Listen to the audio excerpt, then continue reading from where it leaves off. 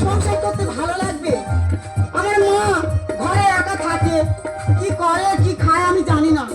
লোকটার বারবার বললুম আমার মাকে এখানে এনে রাখো, আমার কোনো কথা শোনেনি।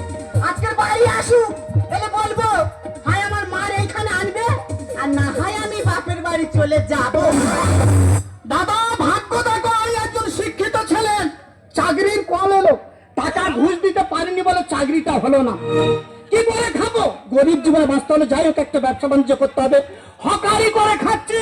হকারি গিয়েছিলাম, বাড়িতে ফিরলাম, বউটা যে কোথায় গেল দেখতে পাচ্ছি। কি ব্যাপার রে, এখানে মন খারাপ করে দাঁড়িয়ে আছে, কি হয়েছে রে? আমি বলছিলাম কি, বল।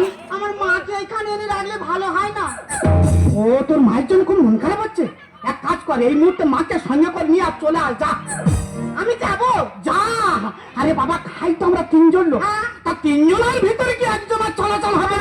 ও ঠাকুরের কিনা ঠিক চলাচল হয়ে যাবে, যা। ঠিক আছে, তুমি যখন বলছো আমি তাহলে চলে যাচ্ছি।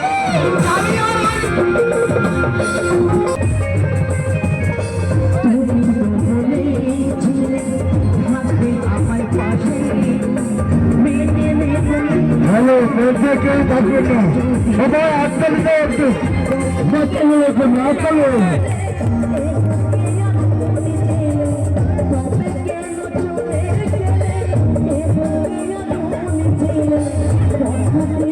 সবাই একটু হাততালি দিলে ঘর কিছু না, হাততালি দেয়।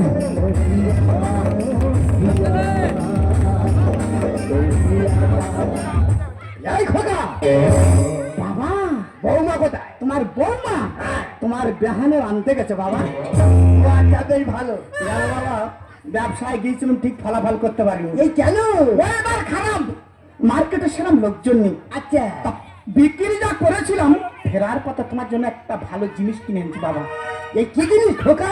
বাবা তোমার জন্য একটা রামায়ণ কিনে এনেছি বাবা। রামায়ণ? হ্যাঁ গো বাবা। তুইও